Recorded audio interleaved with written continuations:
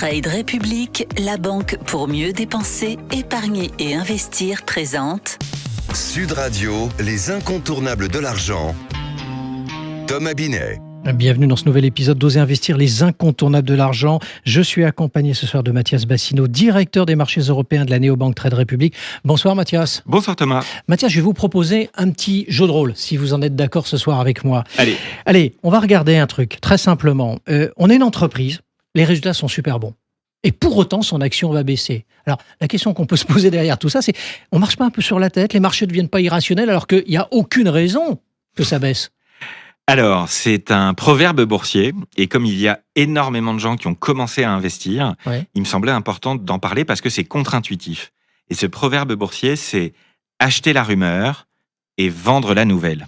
Acheter la rumeur et vendre la rumeur. D'abord, il faut dire que les entreprises publient des résultats, et entre autres les entreprises cotées en bourse ont l'obligation, chaque trimestre, de publier leurs résultats commerciaux, financiers, leurs comptes de résultats, etc., pour tout simplement s'assurer que les investisseurs ont un accès public à l'information pour prendre leurs décisions. Et quand il y a ces résultats qui sont publiés, on voit vraiment le cœur de la vie de l'entreprise. Et ce qu'il faut bien comprendre, c'est que la bourse anticipe ces résultats. C'est pour ça que vous avez des mouvements qui ne sont pas, qui sont un peu contre-intuitifs. Les investisseurs anticipent que l'entreprise va publier des bons ou des mauvais résultats en fonction des informations disponibles.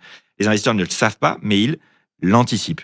Et quand l'entreprise annonce ses résultats, eh bien là, l'information devient certaine.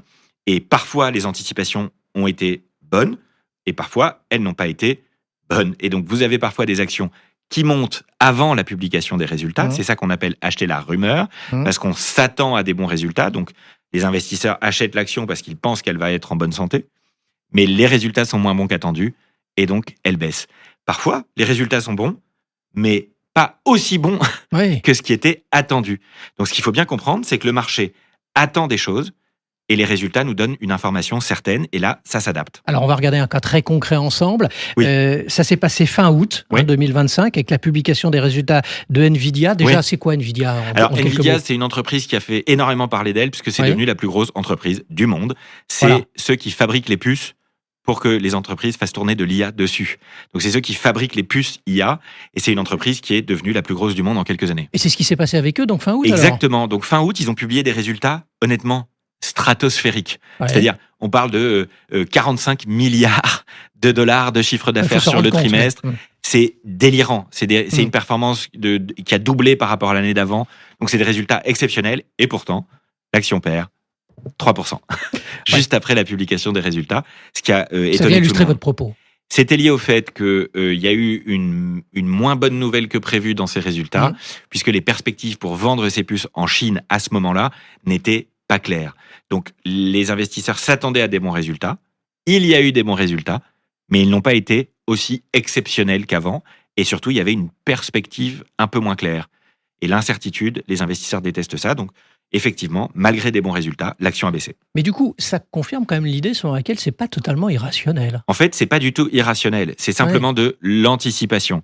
Et les anticipations peuvent être correctes ou fausses. Et ce qu'on a coutume de dire, c'est qu'à la fin, le marché est rationnel. À la fin, le marché corrige, puisqu'il y a beaucoup d'acheteurs, beaucoup de vendeurs. À la fin, quand l'information est connue, on finit par avoir un prix d'entreprise qui n'est pas vraiment déconnant. Donc, à la fin, ça marche. Mais il y a des soubresauts, c'est ce qu'on appelle la volatilité. Et c'est à la fin du bal qu'on paye l'orchestre. Exactement. Dit-on. Merci Mathias pour votre analyse. On vous retrouve mardi prochain pour un autre numéro d'Oser investir, les incontournables de l'argent. Et pour ce qui me concerne, je vous retrouve dimanche matin dès 9h27 sur Sud Radio. Sud Radio, les incontournables de l'argent. Thomas Binet. Avec Trade République, la banque pour mieux dépenser, épargner et investir.